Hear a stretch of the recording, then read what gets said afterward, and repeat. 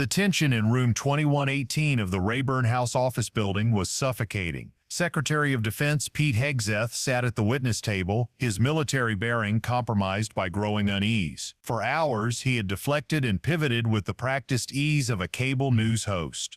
But now, Representative Salud Carbajal was about to strip away every defense mechanism Hegseth had relied on. It was 3:47 p.m. on a gray January afternoon. The House Armed Services Committee hearing had stretched past 5 hours, with Hegseth facing increasingly hostile questioning from both parties about classified information leaks and questionable military deployments. C-SPAN cameras remained fixed on the witness table as millions watched live.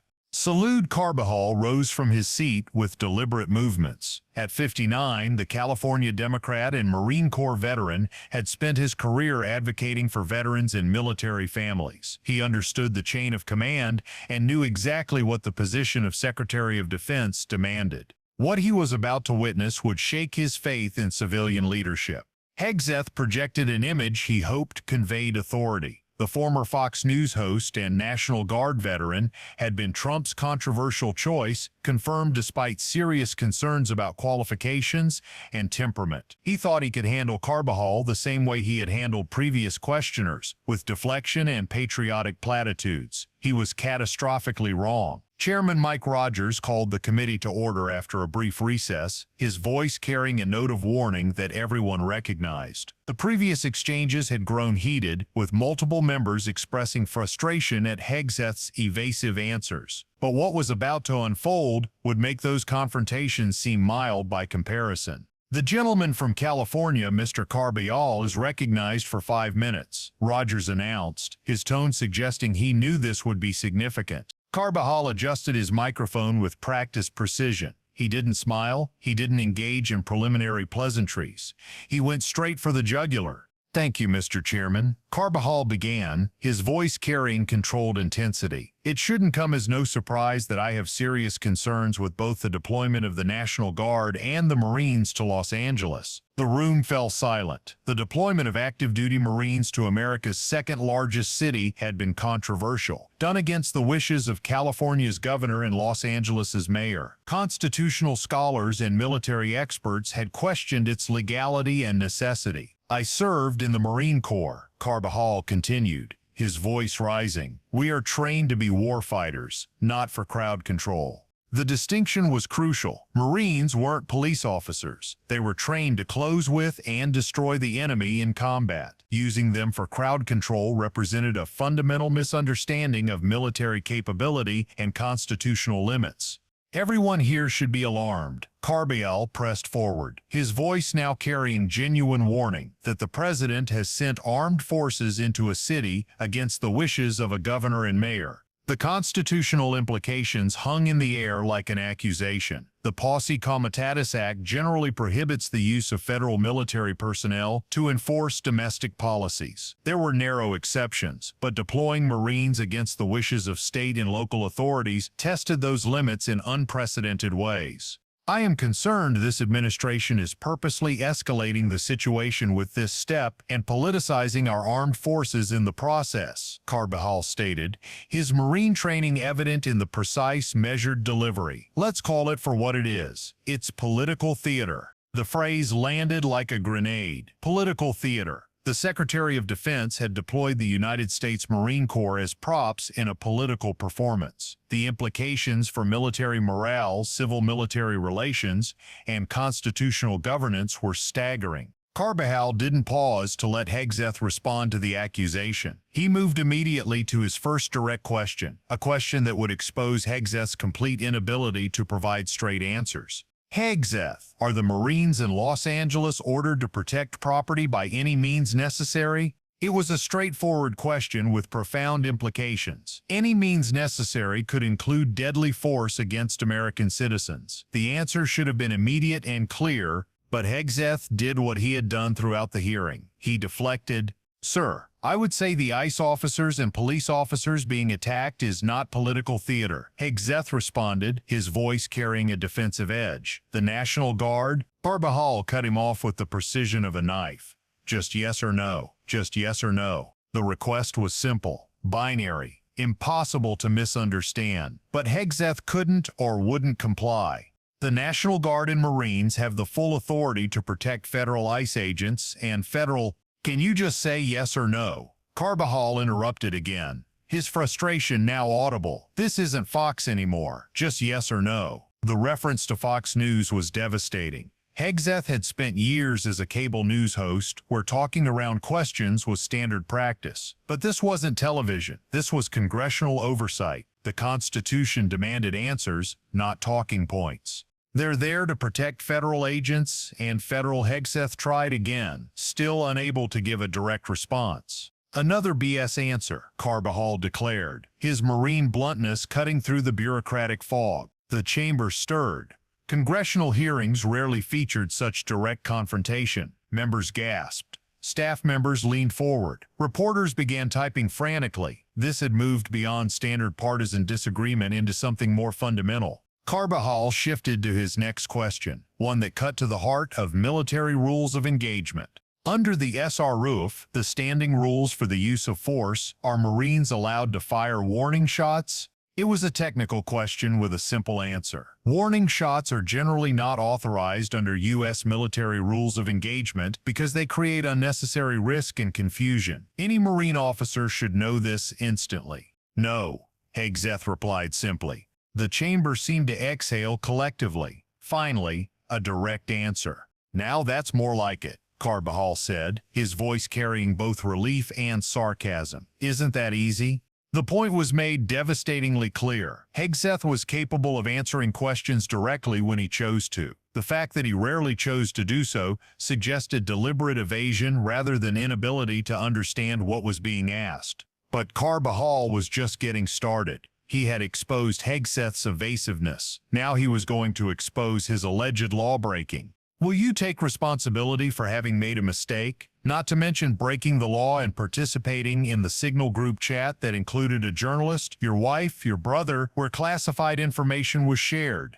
The Signal chat scandal had been bubbling beneath the surface. Reports suggested Hegseth had participated in group chats containing classified information with people lacking security clearances, including family members and journalists. If true, this was a serious violation that had ended careers and resulted in criminal prosecution for others. Sir, every way I communicate is authorized, Hegseth replied, the defensive tone returning to his voice. It wasn't a denial, it wasn't an explanation, it was a blanket assertion of authorization that invited skepticism rather than providing reassurance. Every Carbajal started, his voice carrying disbelief. Okay, if you want to say that, I have called for your resignation. The statement hung in the air with the weight of consequence. This wasn't just criticism. This was a formal call for removal from office from a member of Congress with military experience, made directly to Hegseth's face, on the record, under oath, on live television. I didn't think you were qualified before your confirmation, Carbajal continued, building his case systematically, and you have done nothing to inspire confidence in your ability to lead competently. The assessment was brutal in its directness, not just criticism of specific decisions, but a wholesale rejection of Hegseth's capability to perform the duties of his office.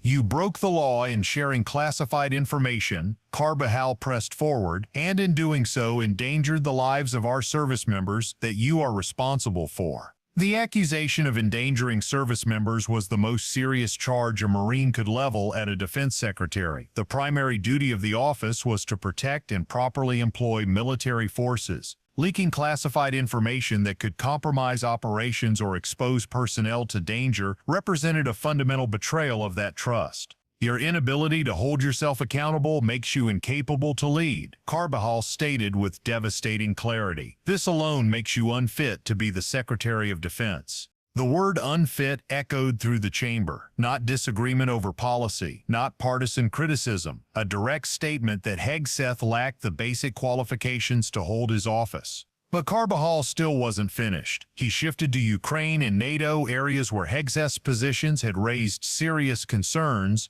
Secretary, do you think the United States should continue supporting Ukraine in its fight against Russia, a nation that is hostile towards the United States? It should have been straightforward. Russia had invaded Ukraine. The U.S. had been supporting Ukraine's defense. Did the Secretary support continuing that support? Yes or no? But Hegseth couldn't answer directly. Well, as you know, sir, President Trump is committed to peace. No, I just want yes or no answers, Carbajal interrupted, his exasperation mounting. Today, United States has spent billions of dollars. Hegseth tried to continue. Yes or no? Yes or no? Just yes or no? Carbajal demanded, his voice rising. Can I get a yes or no out of you? The question itself was an indictment. The Secretary of Defense couldn't answer basic questions about U.S. foreign policy. We continue to send, Hegseth attempted. Come on. Carbajal interrupted, his frustration now complete. Presidential drawdown. Hegseth finished weakly. It's that easy, Carbajal said, his voice carrying both anger and disappointment. Kindergartners can give me a yes or no, yes or no. The comparison to kindergartners was devastating. Children could answer simple yes or no questions. The Secretary of Defense apparently could not. Yes, we support peace in Ukraine. Hegseth finally responded, though even this wasn't a direct answer to the question asked. Come on, Carbajal replied, his voice heavy with disgust. Is this really leadership? You're an embarrassment to the United States. The declaration hit the chamber like a physical force. An embarrassment to the United States, not to the military, not to the administration, to the entire nation. Said by a Marine veteran to the civilian leader of the armed forces, on the record, in front of the world. But Carbajal had one more critical question, one that went to the heart of America's security commitments. If Russia invades NATO allies, are you going to recommend to the President that we fulfill our Article 5 obligations? Article 5 of the NATO treaty states that an attack on one member is an attack on all. It had been invoked only once by European allies after 9/11 when they came to America's defense. The question was whether America would honor that commitment if Russia attacked a NATO ally. Well, Russia has not invaded NATO allies, Hegseth responded, avoiding the hypothetical. No, I President Trump, no, I reclaim my time. Carbajal interjected rapidly, yes or no, it's that simple. There's Article 5 in NATO which we recognize, Hegseth replied, still not answering directly. So is the answer yes or no? Carbajal pressed. That's what Article 5 is. Yes, Hegseth finally conceded. Good. I'm glad you brought yourself to saying yes, Carbajal said, the sarcasm evident. The pattern was clear and damning. On every substantive question, Hegseth tried to avoid direct answers. Only through persistent, aggressive questioning could Carbajal extract even basic acknowledgments of U.S. policy and legal obligations. Carbajal had one final question, perhaps the most important of all. Do you think political allegiance to Trump is a requirement for serving our nation, either in uniform or as a civilian in the department? The question cut to the deepest concern about Hegseth's tenure, whether he saw his loyalty as being to the Constitution or to the President. Personally, I'm incredibly proud, as are millions of Americans, Hegseth began. No. Not